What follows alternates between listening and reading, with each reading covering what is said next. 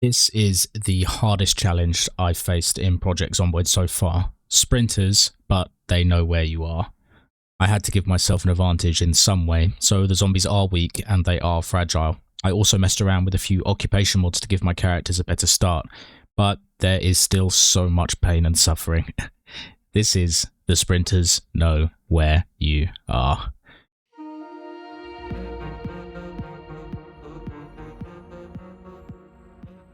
First, to the chopping block, Nancy Hills. Now, do not get attached to any of these characters. There is so much death. Oh my god, here they come. Already. Nancy is a lumberjack who's just woken up to the sound of snarling outside. While she rummages around for something to hit the zombies with, she really wishes she kept one of her handy axes at home. As you can imagine, Nancy is quickly devoured. Rest in pieces, Nancy. Many pieces. Yeah, this is going to be one hard challenge. This is going to be so hard.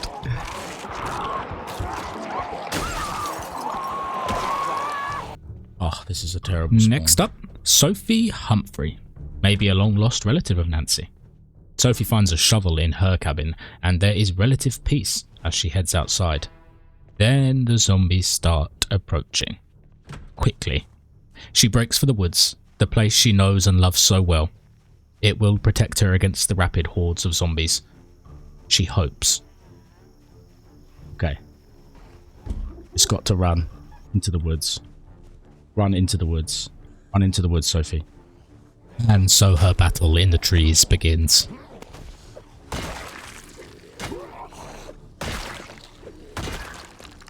Sophie is panicked. The shovel is so heavy, and the zombies just keep coming. Into the woods. Here they come. You need to run into the woods. They're still coming. They're still coming. Need a clearing to fight them in.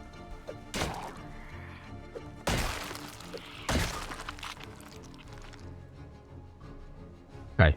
Sophie dispatches a couple more zombies and thinks for a moment that she has found respite from the ghouls. But you are never safe when the Sprinters know where you are. Another one coming.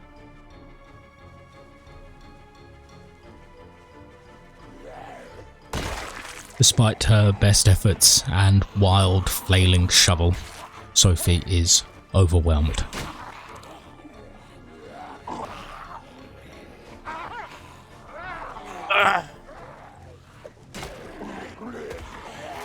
Oh, no, Sophie, no! She tries to make a break through the trees, but it's already over. Get up! Oh, I'm dead. I bled out. Okay. Okay. Sophie did a really good job. Ophelia Stockton. Ophelia, a police officer currently off duty, grabs a frying pan and immediately makes a break for it. The streets are swarming with zombies. As you can probably predict, Ophelia does not make it very far. Oh my god, okay. Run to the woods against Ophelia. Oh my god. Run through the woods. No, not that. She got bitten.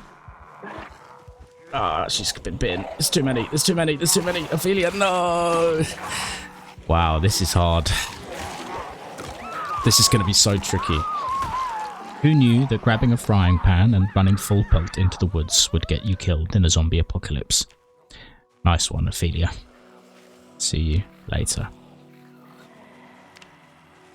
Next up is the impressively unlucky Theodore, who does make a pretty good run of it in the end. Nice Theodore. Oh my god, he spawned in a building with zombies. What the hell? I didn't think that was possible to happen. Going straight for the woods. There's a house there. Empty though. He does manage to grab a bread knife and makes it into the woods.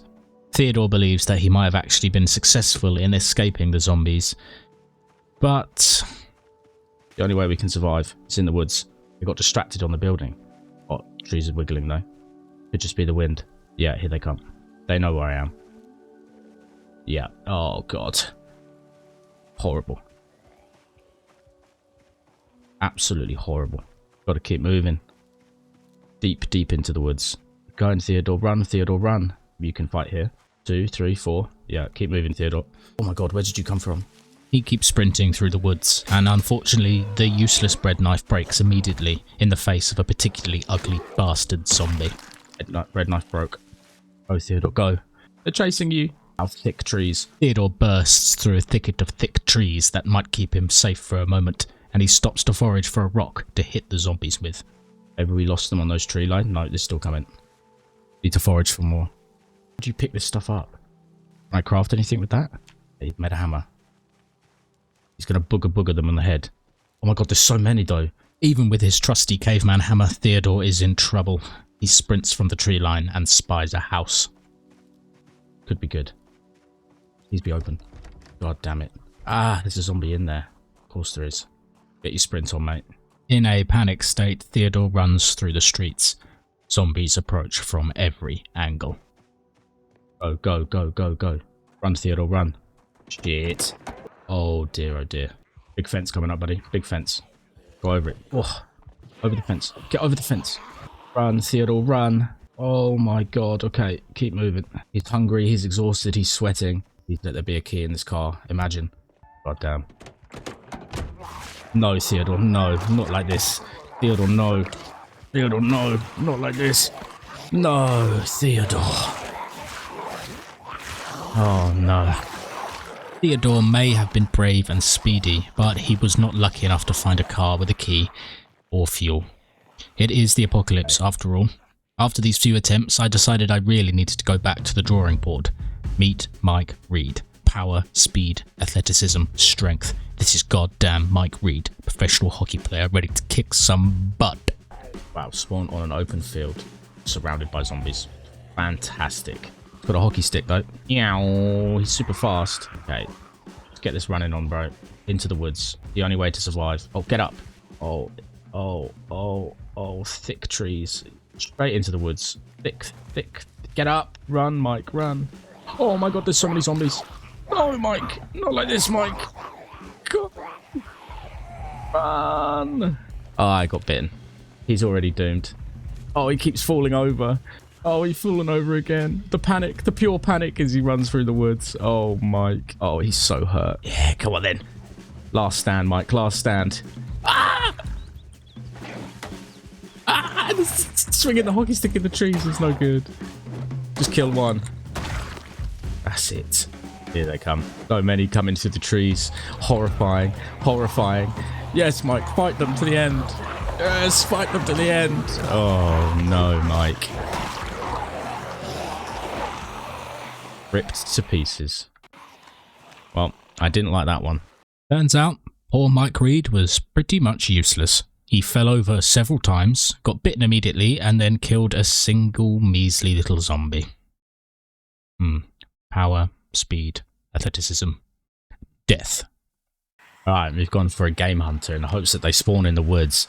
Belle Griswold. So begins the tragic story of Belle Griswold, a game hunter and lover of the outdoors. Her valiant attempts to stay alive in this fierce world are desperately sad. She does start with a hunting knife, which will come in very, very handy. Alright, you need to open that. Belle, come on now. Whoa, okay.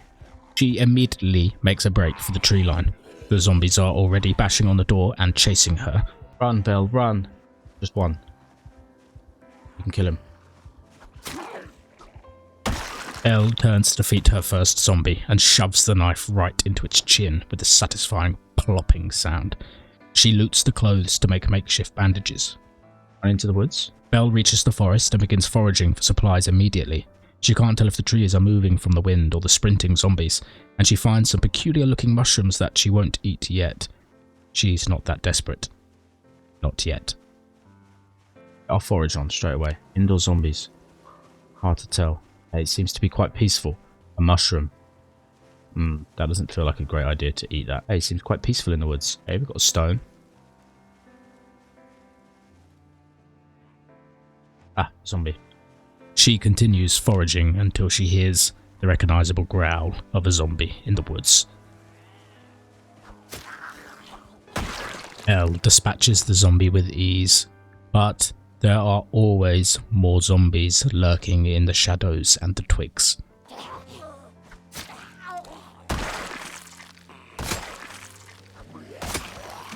Ah, you bastard.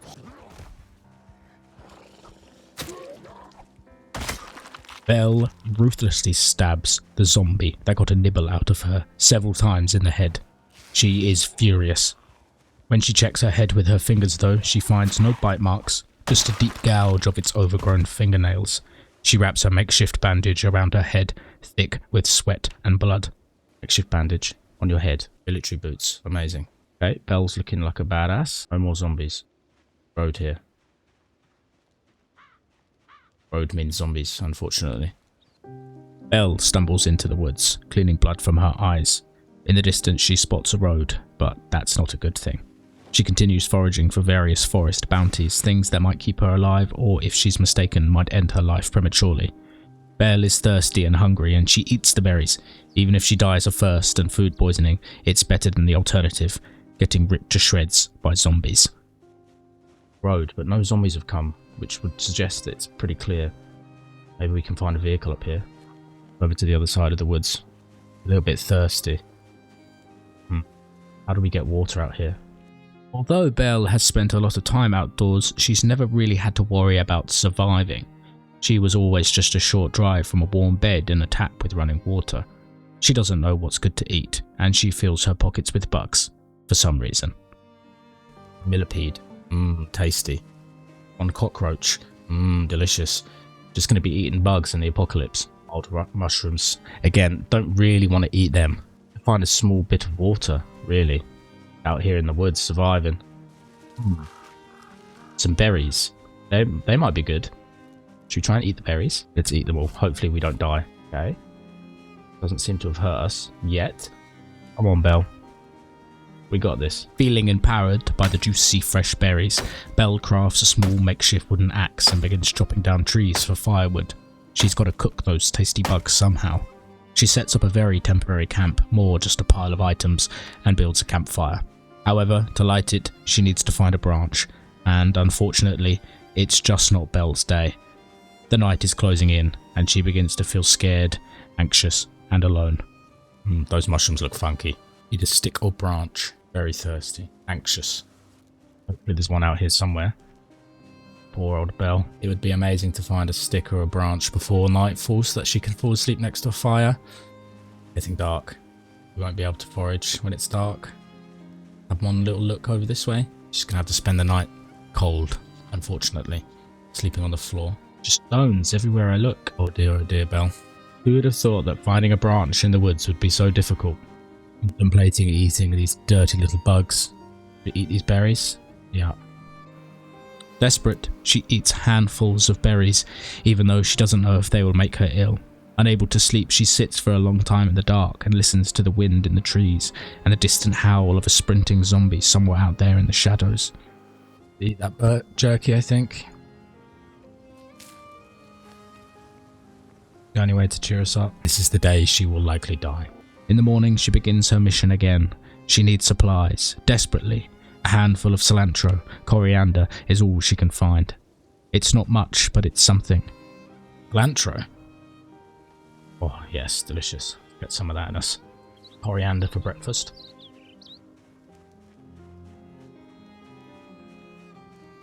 Where are we? God, who knows? Then she makes the first of many fatal mistakes. Poison berries. The sickness from the berries only makes her thirstier. Berry. Some of them in us. Just about keeping us going. One of these is going to make us very sick. Uh-oh, nauseous. Yeah, those berries not good. Uh-oh. That might kill us. Should never eat the red berries. Coriander makes us feel better. She is completely alone, lost in the woods, almost dying of thirst, and then she eats another handful of dodgy mushrooms. Oh, Belle. She's drowsy, nauseous, feeling a little sad, agitated, parched, and unpleasantly hot. She's going to die of thirst if we don't find something to drink. Would be good. Some wild parsley? Yes. Snack on it. Might just keep you going. Hope so. Otherwise it's going to make us more sick. Ah, now she feels queasy. Yeah, those berries not good either. Oh dear. That's really not good. She's going to die of berry poisoning out in the woods. Preferable way to go rather than being eaten by zombies? I'm not sure. Totally disorientated now, lost in the woods, Belle turns full circle and heads back the way she was coming. Miraculously, she finds some lemongrass in the woods that temporarily fixes her queasy stomach, but it does not fix her need to take a drink. Lemongrass? She's not feeling too good. Getting a tad weepy. Yeah, she's sad. She's dying of thirst. She needs a drink. Now. There must be some water here. Somewhere. Come on, Belle, keep going. Just for a little bit longer. We got to eat. We have to eat it. We have to eat it. Just made us sick. Which means we're probably going to die even faster. Come on, Belle. Keep going. The health is ticking down quickly. Come on, Belle. Keep going. She eats more dodgy food and attempts to stave off starvation and dehydration, but it only makes her sicker and sicker until she collapses in the woods, alone and lost. Very severe damage. Oh no, Belle. She knows there's a cabin nearby somewhere in the woods, but I don't think she's going to make it. That didn't help. She's gonna die. Rest in peace, Belle. I knew I had to try something special to try and survive this challenge. Let me introduce you to Nora, badass park ranger, who gets a very lucky spawn indeed. Where have we spawned? Wow, we spawned with a machete. And a water bottle. Spawned inside a generator for some reason. Maybe we were out here doing some work, our car broke down. Nora had been called out to do some routine maintenance checks on the generator in the middle of the park. When she got there, her tyre burst on the way in, and she encountered some freaks shambling around. She dispatches them with her trusty machete, no problem at all. Nora then replaces the tyre on the car. She puts the water dispenser into the back and writes a short diary entry. The diary entry. Day 1. Headed out of town to do some maintenance checks on the rural generator. My wheel was busted, so stopped to change it before heading back. Approached by 2 monsters in the woods. No idea what was wrong with them, but luckily had my machete to hand. Heading back into town now to see what the hell is going on.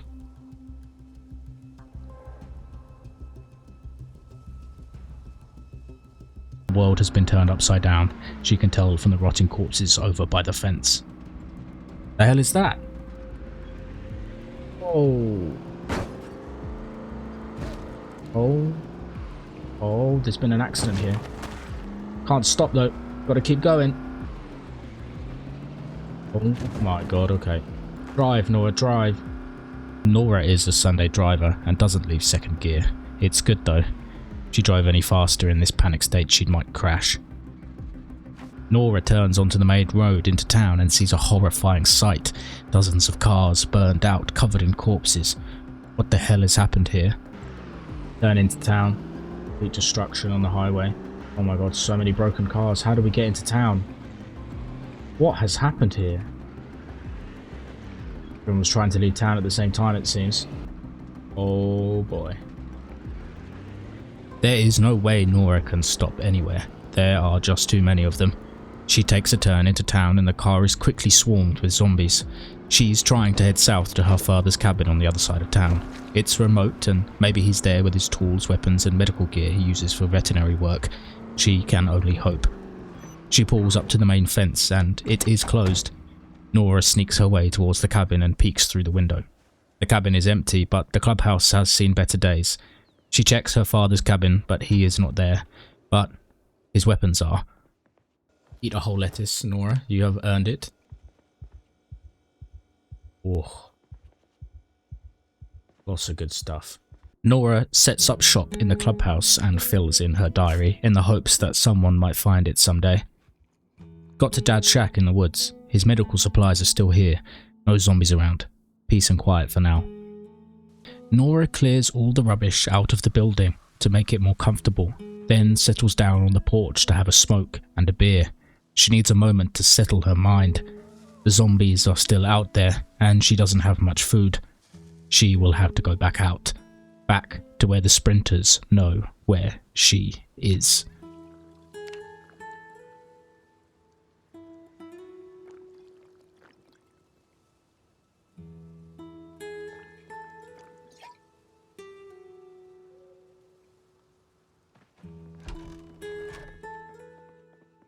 Go to sleep, Nora.